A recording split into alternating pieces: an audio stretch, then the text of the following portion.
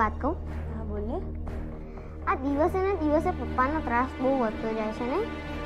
હા બેટા, કેમ તને પણ પપ્પા ત્રાસ આપે છે કે શું? અરે હા મમ્મી, પપ્પા મને બહુ ત્રાસ આપે છે યાર. હા તો મમ્મી, પપ્પાને તો કઈ ખબર જ નથી પડતી.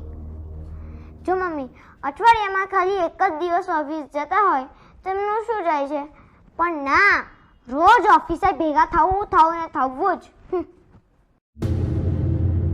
એમના એકલા માટે આટલી બધી મહેનત કરવાની શી જરૂર?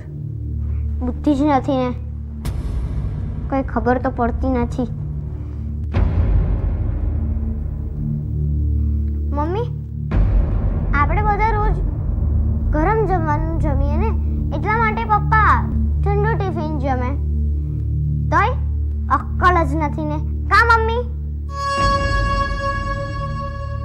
મમ્મી, આપણા બધાની જરૂરિયાત પૂરી કરવા એ પોતાની જરૂરિયાત ભૂલી જાય.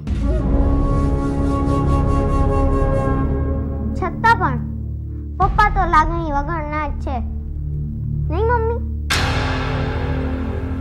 મમ્મી, તું બીમાર પડે ત્યારે આરામ કરે તું, પણ પપ્પાને ક્યારેય બીમાર નહીં પડવાનું. પપ્પા તો લીમડાના પાંદડા જેવા હોય છે, ભલે ને તે કડવા હોય, પણ છાયો તો હંમેશા ઠંડો જ આપે છે. મમ્મી, પપ્પાની હાજરી તો સૂરજ જેવી હોય છે.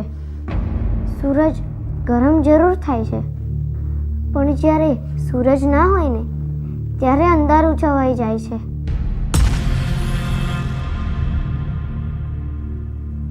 આપણા સપના, શોખ અને આપણી બધી જરૂરિયાતો પૂરી કરવા પપ્પા પોતાની પૂરી જિંદગી ખર્ચી નાખે છે.